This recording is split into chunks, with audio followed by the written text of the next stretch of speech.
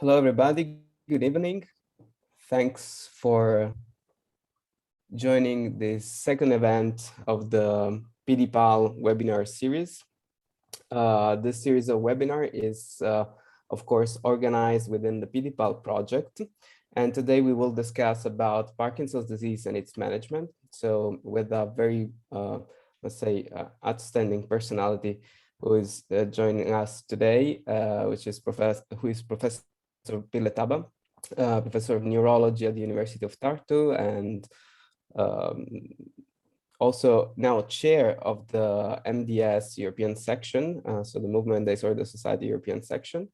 And today, yes, we will discuss about many aspects that relates to Parkinson's disease and its management that are related to our project, in the sense that we started this European project 3 years ago. And currently we have 12 months ahead. And this project targets a specific, has a specific focus, which is improving, enhancing care for late-stage Parkinson's disease patient, and especially focusing about the palliative care concept. As you may know, Parkinson's disease patients have many and considerable and unmet physical, psychosocial, and spiritual needs, which at the moment are not very well addressed. So the objective of this project is to face the current barriers and challenges that we have in the current clinical practice. Also, palliative care has a linguistic challenge, in terms that palliative care has been always associated with oncology field, but we would like to reframe the concept of palliative care according also to the WHO definitions that remind us that palliative care should be taking care of people of their physical, psychosocial, and spiritual need at any stage of the disease. So how do we do that? So our ambition is to validate a new model of palliative care, and we do it through, of course, with an incredible consortium made of 10 different partners from 7 European countries, from Italy to Netherlands, United Kingdom, Austria, Germany, Greece, and of course, Estonia. We are supported also by the EPDA, and also our project is supported by the University Hospital of Lund of the Skåne region. Their institution has joined our clinical trial. So our objectives are to develop different pathways for improving palliative care. One is about spreading knowledge and making available some guidelines for clinicians and recommendation for palliative care referrals at the different stage of the disease. We are running a clinical study, including people from all over Europe, and which basically has a nurse-based approach to the symptom controls, and also focused on the advanced care planning. And of course, we are also targeting the educational part through a massive online open course, which has been developed by the Brussels Medical University, and also with the Estonian Movement Disorder Society, who is represented by Professor Piletaba today. And it is accessible, you can access the course through our website at pdpal.eu/MOOC. You can have a look and participate to the pilot study that we are doing at the moment, because the final release of the course will be done in the second part of 2022. Of course, special thanks to all the partners that are in the PDPAL consortium, and thanks also to the PDA and to the European Commission, who are supporting us. And now I give the floor to Professor Piletaba for her talk. And just a last reminder, We will have a Q&A session at the end of the webinar. So you can use the button on the Zoom bar to provide your question also during the talk, and we'll try to answer to all of them at the end of the talk. So, Professor Piletaba, the stage is yours.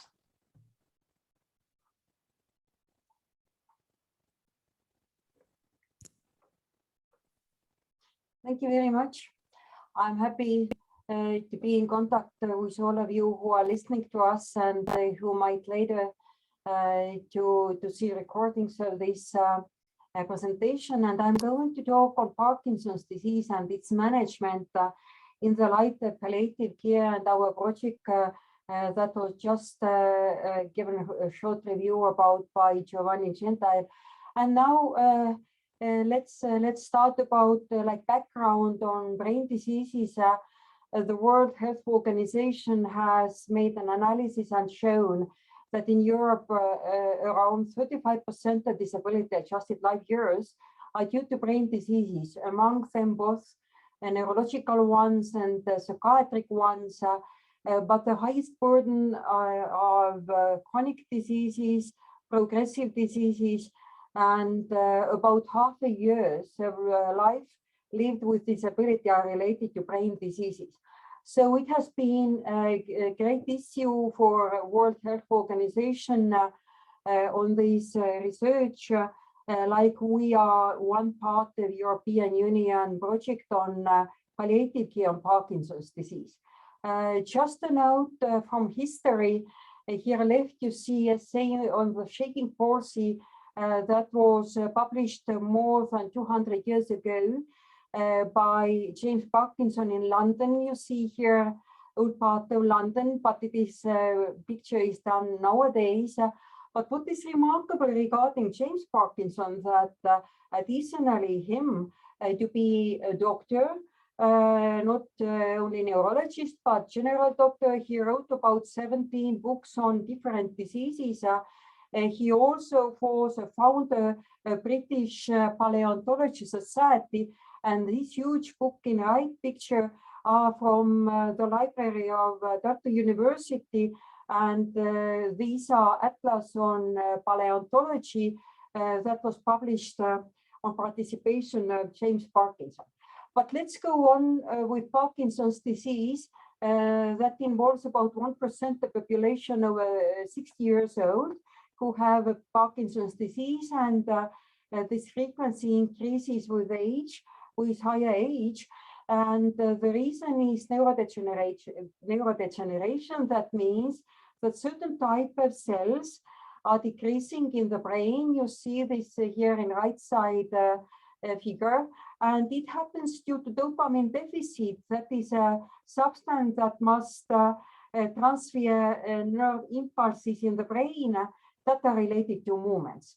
And due to this slowly progressive disease, this is what happens in the brain, this slowly progressive loss of dopamine containing cells.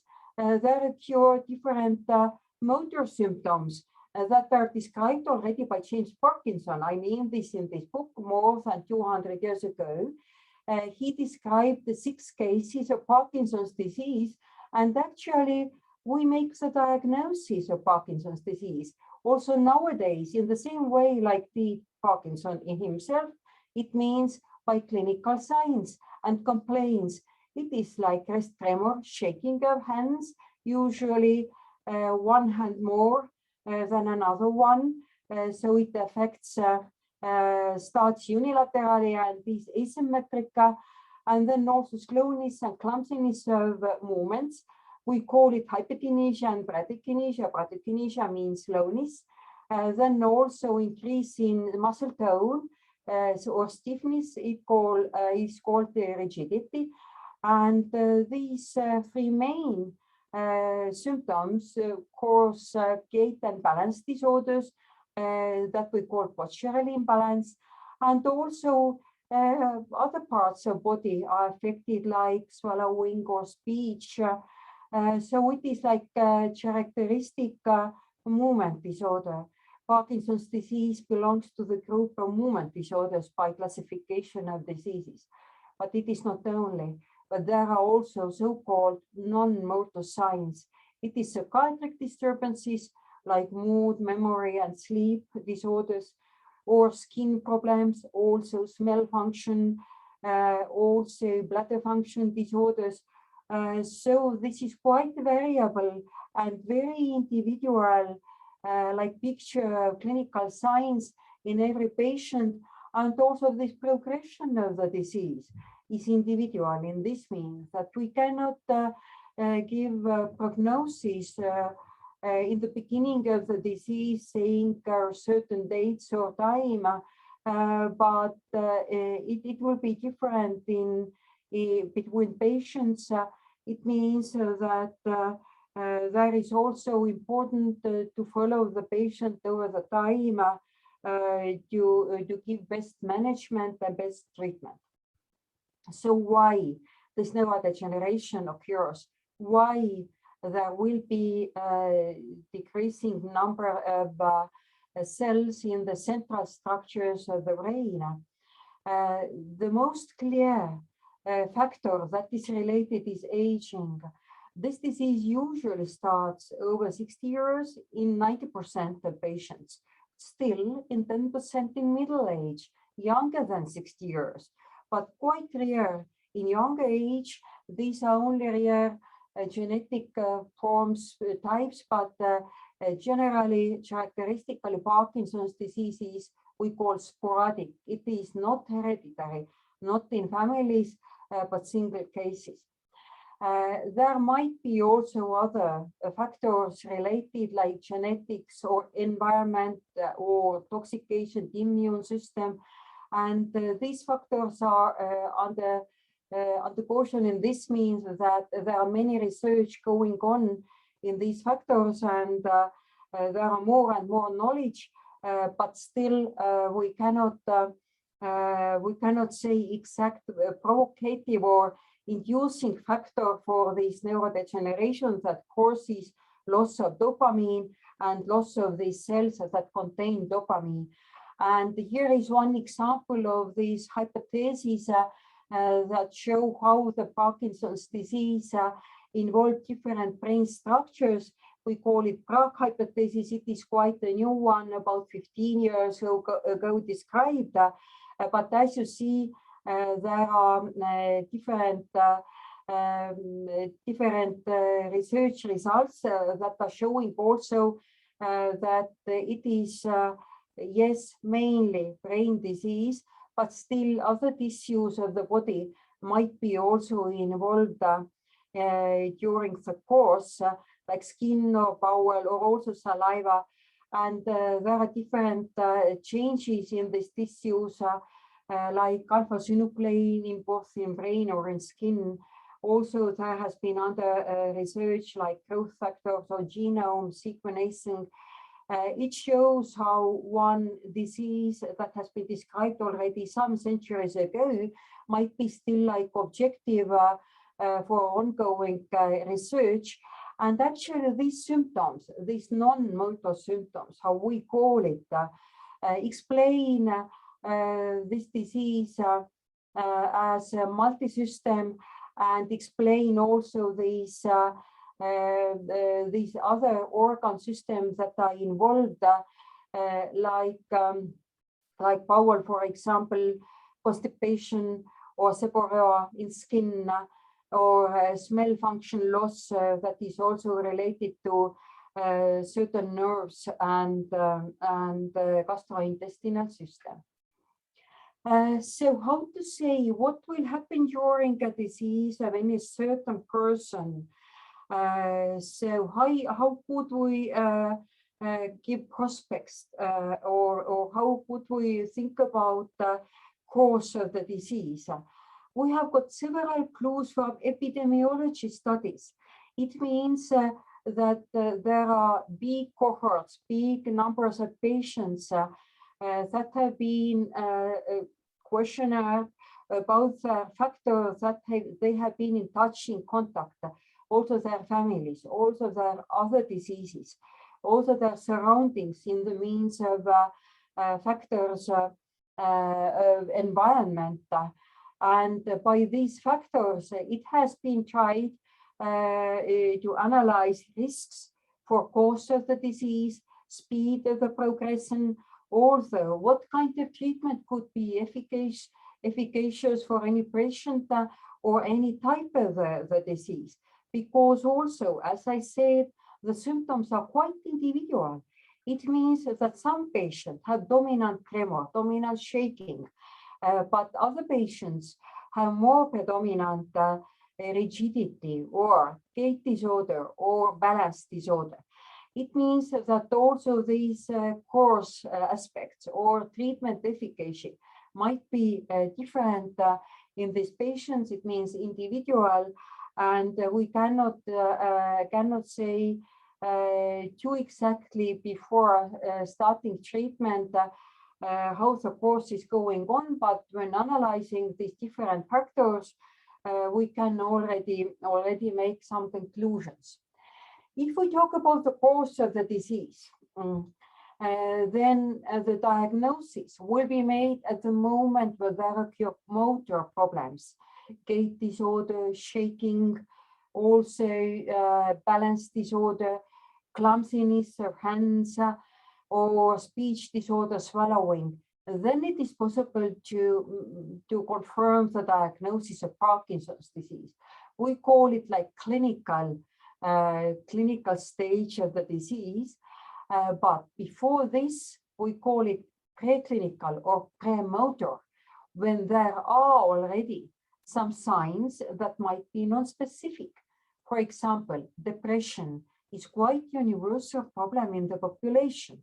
It might occur in different groups of the population, but if it is together with some kind of other clues or risk factors, then we can already think about maybe it could be some kind of pre-morbid or prodromal stage of Parkinson's disease if together with constipation or REM sleep disorder, that is quite different sleep disorder from the most spread sleep disorders in the population. REM sleep disorder means that there are very vivid bad dreams.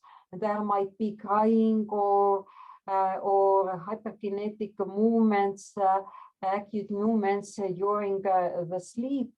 It is REM sleep disorder, and when together with these all other factors, especially hyposmia, it is a decreasing feeling of smell, then we already could think actually about the early stage of Parkinson's disease that doesn't show yet motor symptoms. It may last several years already before, so usually we cannot confirm diagnosis of Parkinson's disease before motor signs. Anyway, we can confirm the diagnosis in this stage when there will be already signs and symptoms. It starts with unilateral in one side, clumsiness, shaking, and rigidity. Also, then another side will be involved, but not in the same level.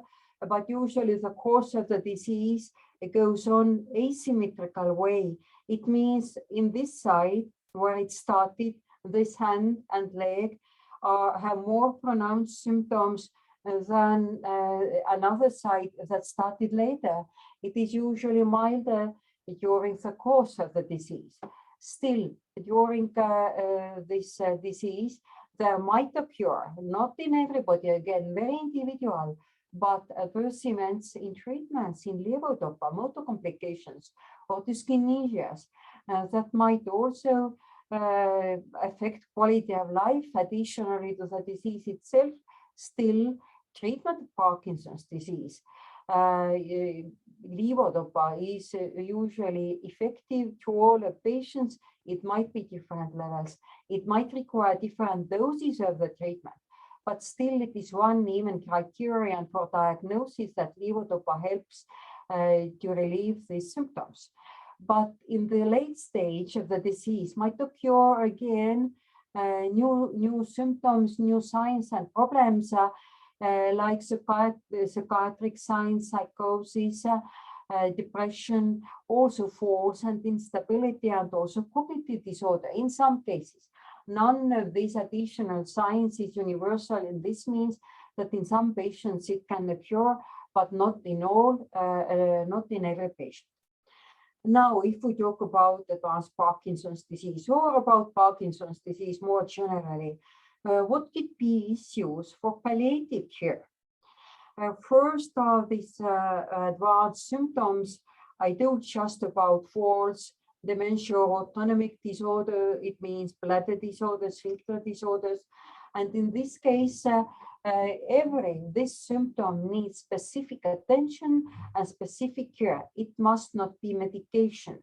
It might be physiotherapy, team management, speech therapy, psychological intervention.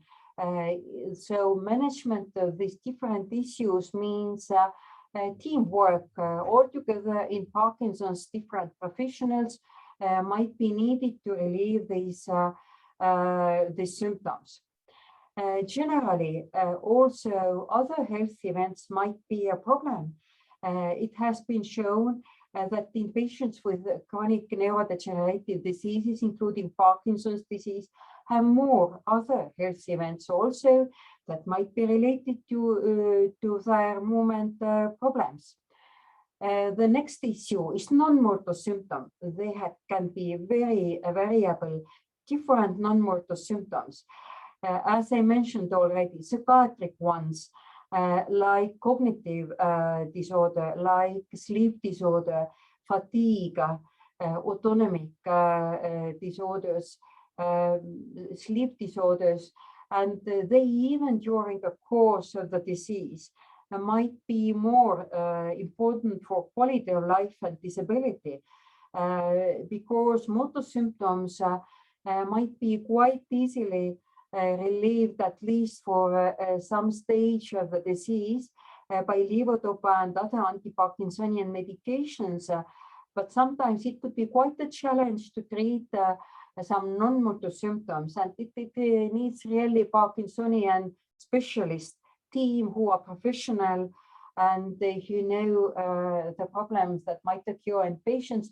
And also, as a patient, it might be it must be paid attention all the patients themselves and also their carers, because sometimes it might seem that is it related to Parkinson's disease or not, but it is not a special point in this means if there is any disorder, if there is any complaint that needs to be managed.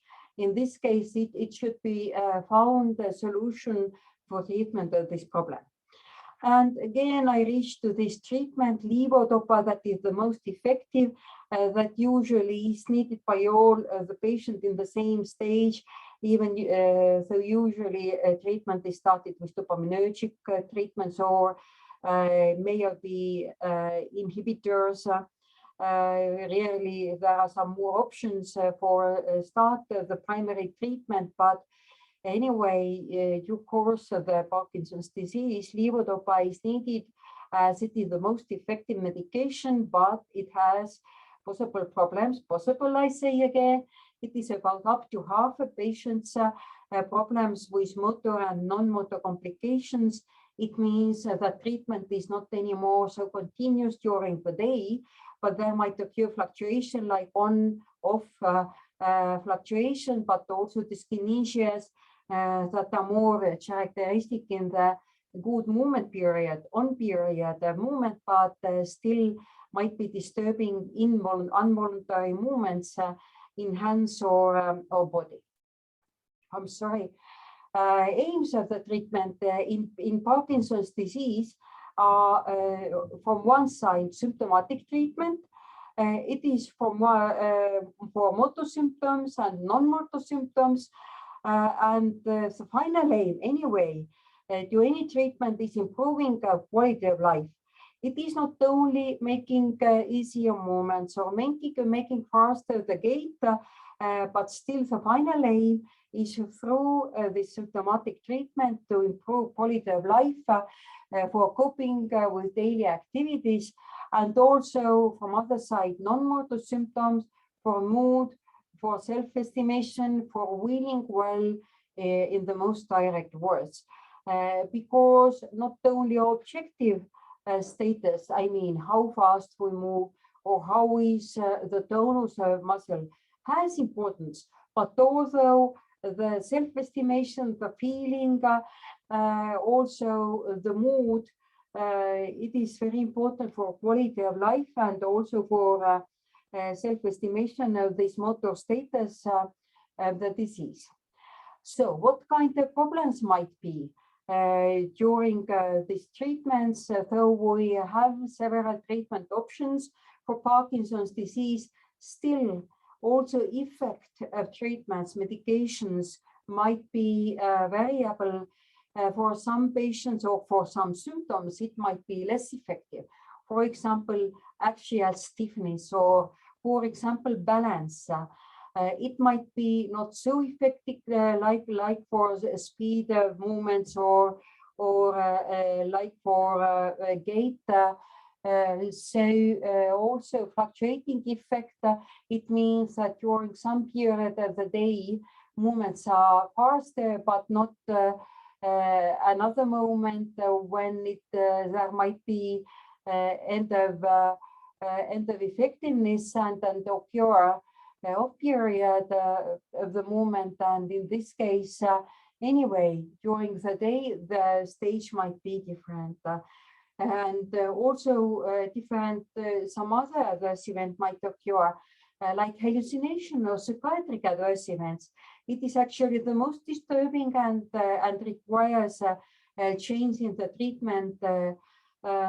treatment schedules. So it is very important to follow, to recognize adverse events and to find out why and why these symptoms or complaints have occurred.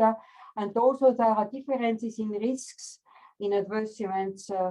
We know well that, for example, levodopa and fluctuation are in higher risk with higher doses or in younger patients. So our treatment strategies should take into account such kind of risks already when starting medications. So I told about medications, but there are also treatment options for continuous dopaminergic treatment when it is not anymore possible to get enough effectiveness from peroral medications, and these events don't allow to treat in best options or higher doses that are actually required by the stage of the disease. And these duodopa infusion, intestinal infusion, also subcutaneous apomorphine infusion or injection, or also deep brain stimulation might be option. Again, not for all, very individual decision making should be performed. But what I want to say that there is a broad list of different options. And what again here I reach to our team. In the most center, of course, are like team members, a patient and family or carer. It means that patient and family and carer, person with Parkinson's disease, with all surrounding people and family are clearly member of the team in decision making, in discussing the treatment option, also palliative care options, decision making, what is needed, how it is needed, and when it is needed. So you see here is whole time around medical professionals like neurologists, nurse, neurosurgeons, so on. There is also a supporting team of a physiotherapist, occupational therapist, speech therapist, also music therapist. We know how good is rhythmic music for giving clues for movements, also social worker, psychologist. So it is our aim to bring together such a team and give information to the family and the person with Parkinson's disease about these availabilities. And these are, of course, related also to social background and medicine system in certain countries. But there are also worked with different team management or care advocate systems and integration and coordination models. Here is one example of this called like Freeman's model from one side, involving all these social aspects and other diseases, health aspects, and very important part in any treatment and teamwork is informational, and all this management should be understood, planned, and by this care. And that is also one of our aim in our project on palliative care Parkinson's disease. So what are keys and links for integrated care? From one side, these are individual coming from patient, and another is population or coming from society, and these should be linked together. From one side, the disease itself with its phenotype, it means clinical symptoms and signs and complaints, also lifestyle, environmental factors, also education, access to technology, all what is related to individual situation of this person. From other side, all these population-based knowledge, epidemiology, biomarkers, also for diagnostic issues, technology and networks, and also healthcare, of course, healthcare strategies, how it is managed by regulatory and legal bodies, how it is supported and reimbursement by health insurance. So these two sides should be met, and then it is possible to manage in this way. So in progression of Parkinson's disease, there are different issues in any certain patients in its management that are also related to palliative care together with all other treatment options. And it means integrated management by team based on knowledge, tools, devices, information transfer, and decision making. So I'm going to conclude this team management of neurodegenerative diseases that includes also palliative care. The prerequisite for any management or any treatment of diseases is early diagnosis, and then already to start early symptomatic treatment that aims to improve quality of life. But in any next stage, in any new symptom, complaint, or sign, it is first needed. Again, to diagnose it means to recognize also any next issue, and then already to reach to availabilities and options of palliative care that also aims quality of life, to improve this and to go on with this disease with any symptom that needs specific care. And here is greeting from our Tartu Parkinson's Disease Society patient team, and this means this is physiotherapy group, special group for Parkinson's disease patients. You see it is like a club for coming together. Here is also our physiotherapist who knows us this disease and how to manage it, and how to introduce new activities. And here is Estonian walk with some ice and some sunshine. Thank you very much for your attention.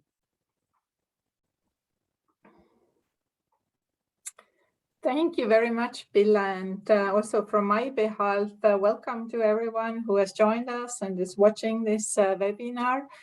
And my name is Piret Paal, and I work at the Salzburg, at the Paracelsus Medical University in Salzburg. And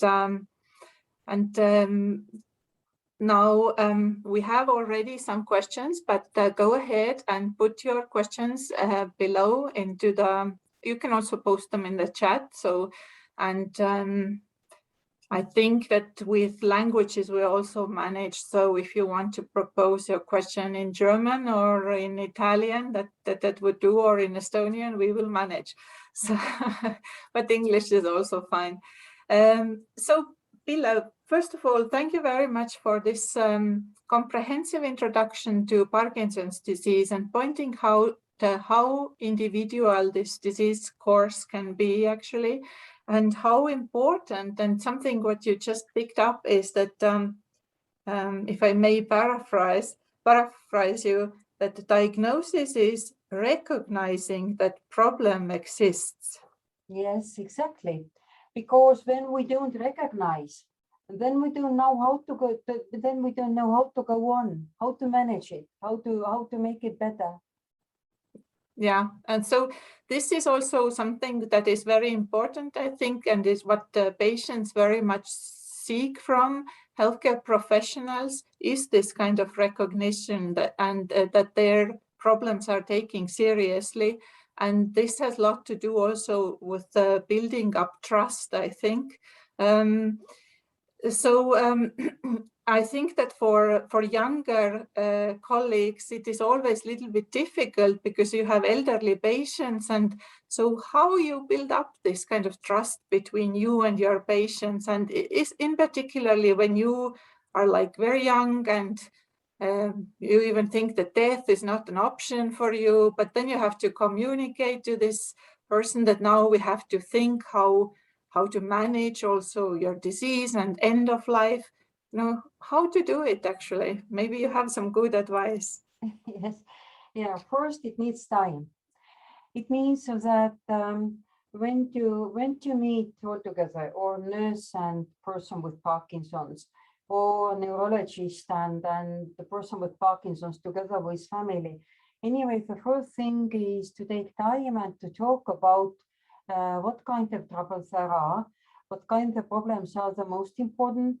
And even the best is when also the person with Parkinson's or possible Parkinson have prepared, and this means that written down.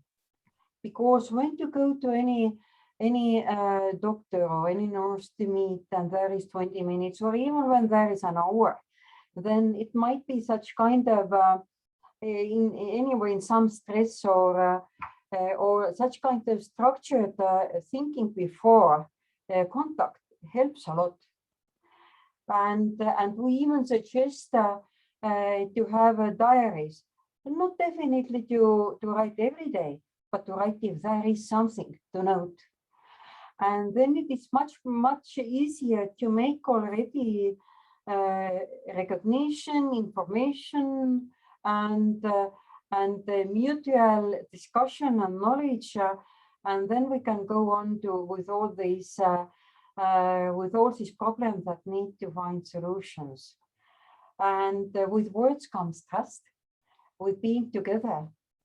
And then there come already some neurological examination or investigation, something else. That's already next step. Mm-hmm. Okay, so because you are a neurologist, I wanted to ask you about comorbidities, because we have quite old population. You mentioned that most people, because aging causes also Parkinsonism. So what about the comorbidities? And I already saw in your slides that heart disease could be an issue, but also cancer could occur.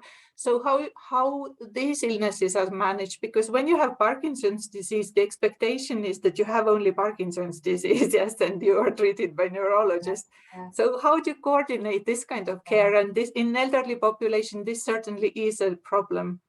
Yes, you are correct.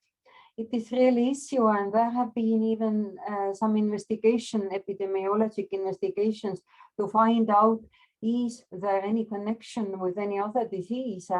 There is no too clear such kind of link or causality, but still just coming from this age, 60, 70, 80 plus, it means that quite a lot of people might have at the same time some joint diseases, pain diseases, some heart diseases, exactly.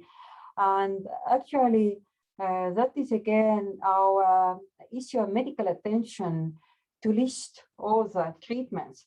And that is again suggestion to people who are referred to neurologist to diagnose possible Parkinson's disease, to list earlier diseases, previous diseases, and also medications, because it sometimes may happen there are needed also others. For example, hypertension or diabetes. In this case, it is possible to find out the best way to make it simultaneously.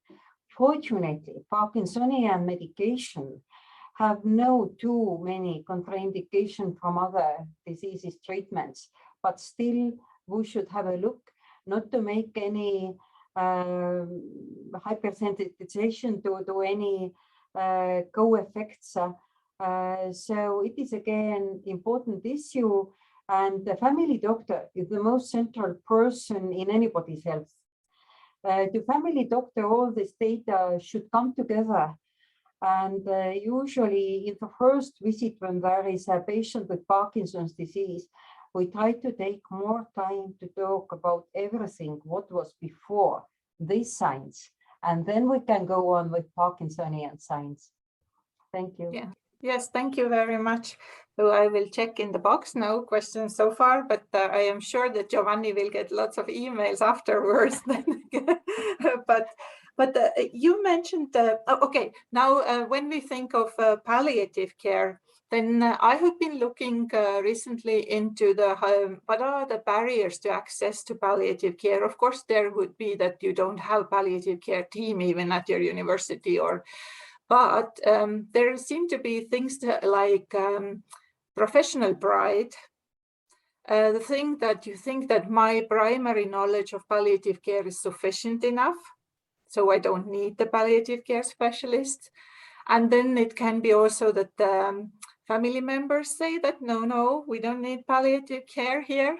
So, and what else? Yes, also that there is a fear that your colleagues from palliative care notify or notice some kind of mistreatments from your behalf. So all these kind of very sensitive issues.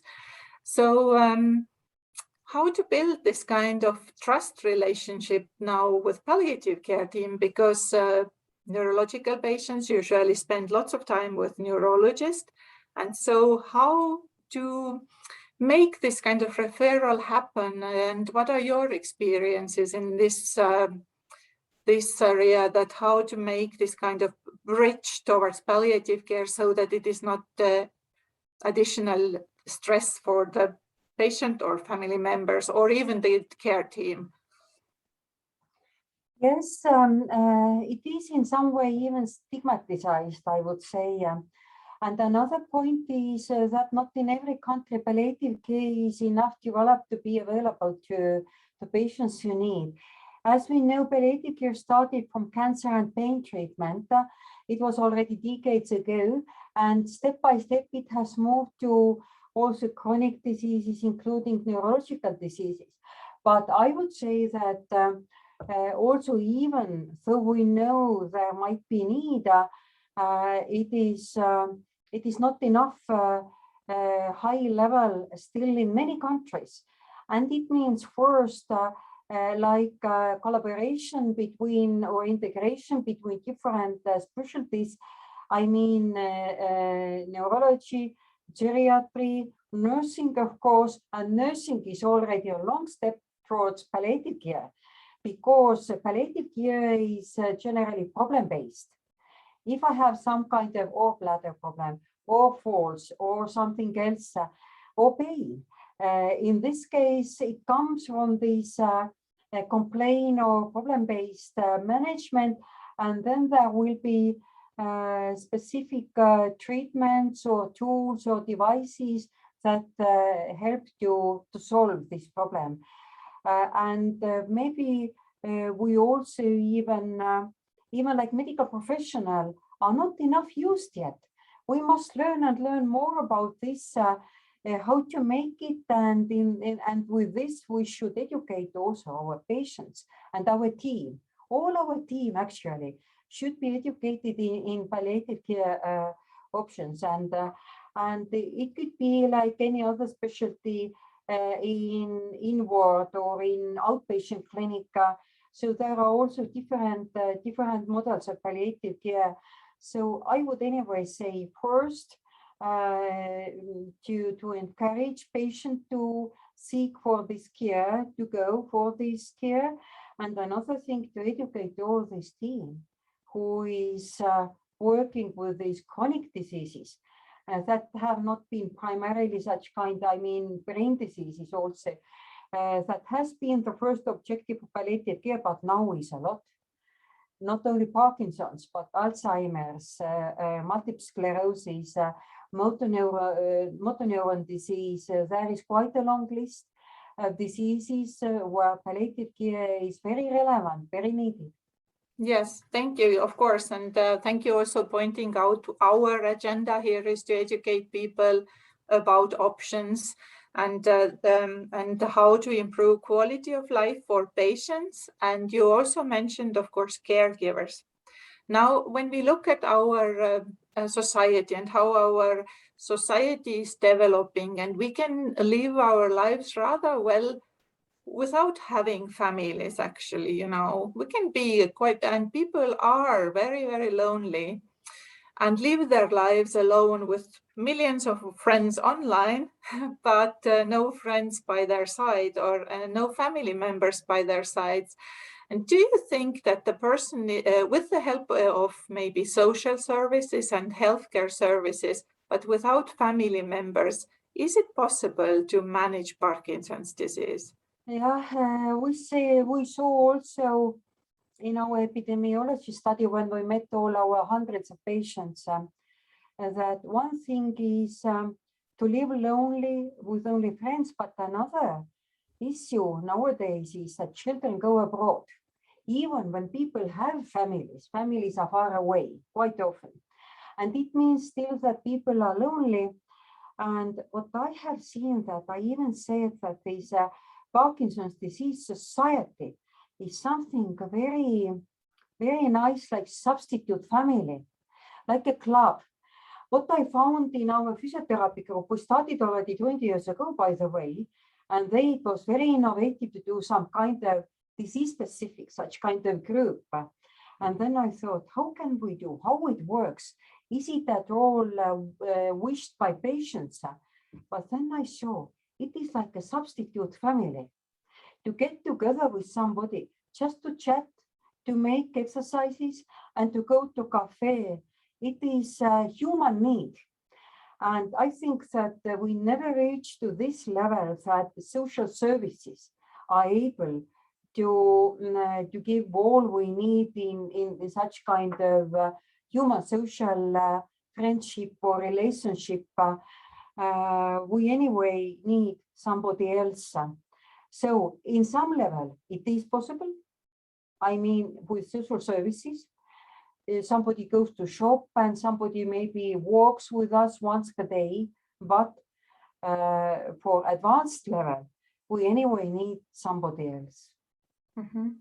It must not be family member, but it must be somebody else, maybe the society friend. I mean, Parkinson's Disease Society, I have seen in Estonia how well it works. Yeah. So, but thank you for this and pointing out the importance of disease-specific groups. And I think that we as humans, we also function like this. Also for support groups, for caregivers are very important in this scenery. That if you go together and then you notice that maybe I am not the worst one here. So then it is kind of empowering that, oh, it could be even worse. But it is something very normal for us, for human beings. So, and if that helps, that is also good, isn't it? But now I was thinking about this notion of quality of life, and there is lots of talk about, and even Giovanni mentioned the definition of WHO, and we try to focus on quality of life also in all patients we care for. but you also mentioned like socioeconomic conditions and education of patients, and whose vantage point is it actually what we see as quality of life, what we want to maintain, or is it always patient who says what it is? How do you see it? And then there is another question. These are now two questions, which I think is very important, is the meaning of life also in those situations, because you can have excellent quality of life and medication is very good, but you see no meaning anymore in this, because you mentioned mood can be also one of the burdening factors in this disease. Actually, with your second question, you have answered to the first question. Because when we made the quality of life study also together with epidemiology, we questionnaire about 500 patients and the family members and by factors. And what we found, what is the most important for quality of life, it is not how long are my steps. It is not how good surroundings or how good my home or house is, and it is not how can I travel or where can I do or where can I go or do what I can do. But finally, it was depression. If it comes inside, actually. If there is depression not treated, it's possible to treat it in different ways, psychotherapy, medication, so on.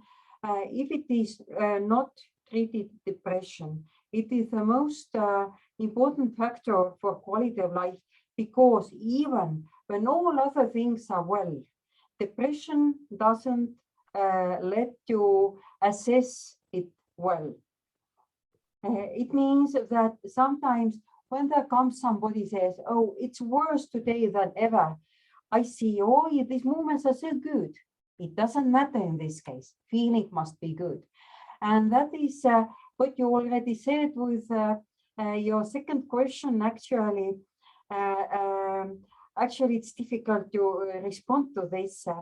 But anyway, we reach again our self-estimation or self-assessment, and it comes from also from inside, but also it is like reflection of the world. It is like giving rating for surroundings, but different people give different ratings to the same surroundings, and that's a key. Yeah, thank you. I'm sorry that I put out here such a complicated question. Oh, but that's a good question. Very good question. Yes, but Philosophy. you had answer for this, so thank you. But now I would like to come to Parkinson's research, actually, and then there has been also the pictures you showed, and the last picture was very good because there are lots of women, but all these kind of figures of Parkinson's patients are usually men.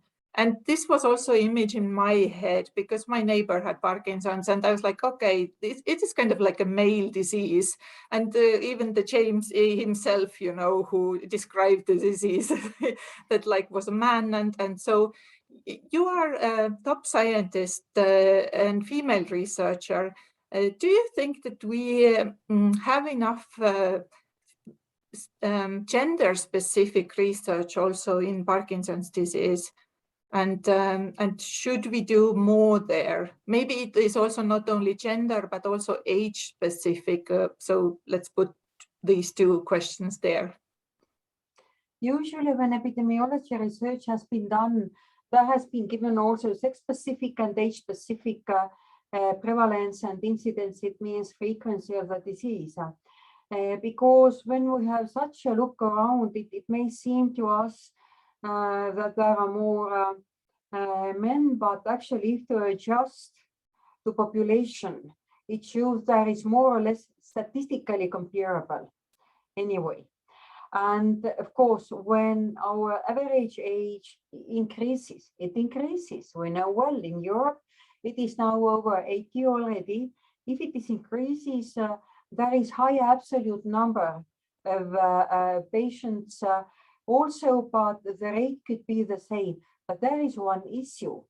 In women, the average age is somewhat higher, but actually, if to take relative rate, it is the same anyway in men and women. In different countries, there is some mild difference. In Asian countries, there is a bit more women. In Europe, there are a bit more men. But if to take general picture, then gender is not a risk factor in any case. But age, it is very important, a very important risk factor. The older, the more risk. Okay, so I was wondering, because there has been also some criticism towards clinical studies that people who actually then participate in clinical studies are usually younger than the average population and typically male participants, because they have female caregivers who take them to these studies. There are some voices out there that we know too little, and we are going to have a webinar actually on female issues and Parkinson's also. So, I was wondering that is there something that you, like, if you would have lots of funding, would like to study, if it would be like female specific? Because women, of course, are not necessarily economically better off, and they might need more care services where they have to pay for their care and things like that. These are known facts also at the end of life. And so what would you study if you would have like these are the women with Parkinson's, and what you would like to know more about them? First, comment on trials, medications. It has been an issue not only for Parkinson's trials, but all of them, that in trials we have inclusion and exclusion criteria. Usually we exclude any other diseases like cancer, like renal insufficiency, like liver insufficiency and heart disease. But in real life, we should treat all patients with any concomitant disease. So it makes already difference. And there might be some kind of points that have not been described in trials. And what I would do, I would take all, with even not even having a fear, maybe we lose some patient due to other disease. Whatever, it is a real life. It is medical, clinical life, that the patient have more other diseases that might affect even effectiveness of this treatment. But this is what we see later in this population, in the real clinical life. And that is why actually have been done like 4th stage trials that is after marketing. It shows something. But actually, I know again, when I'm in outpatient clinic and when my patient has some kind of adverse event, reporting it takes 2 hours from me. But I must take the next patient to see, and we are not very keen to do such kind of just by the way notes. But I think it should be like by protocol trial, including despite of any other condition, but the primary should be the diagnosis and treatment itself, and then all other things should be taken into account and reported, but not excluded. That would be my idea. So there is a very good idea, because this is something that we always see in palliative care, that we don't see like any maybe significance between 2 groups, but we know that there is so much going on around, and we should concentrate more on the things that is going on around for these patients. So we are coming to an end, and with this our second webinar in a longer series. And visit our webpage. Giovanni will say where exactly. And for the next information, thank you for joining today. And thank you very much, Pilla, for this excellent talk and for this great session. So thank you very much. Maybe you want to say something, final words also. Yes, thank you once again for this impressive talk and discussion concerning